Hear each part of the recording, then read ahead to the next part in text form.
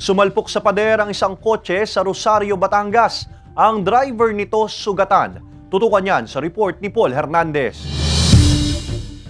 Wasak ang unahan ng itim na kotseng ito matapos sumalpok sa pader habang binabagtas ang kalsada sa Barangay A sa Rosario, Batangas madaling araw nitong Sabado. Sa report ng Rosario Municipal Police Station, nakaidlip ang driver ng kotse.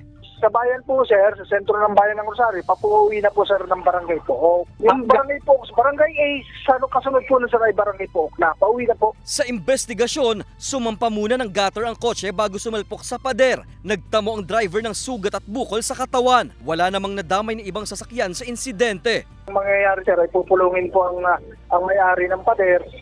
Nung nahagit niya, ito yung po ang ayusin niya po. Sinisikap makuhanan ng panig ng GMA Regional TV Balitang Southern Tagalog ang driver ng kotse. Bili ng otoridad sa mga motorista na magpahinga kung nakakaramdam ng antok sa kalsada para maiwasan ng disgrasya. Patuloy pa ang investigasyon. Paul Hernandez, Balitang Southern Tagalog.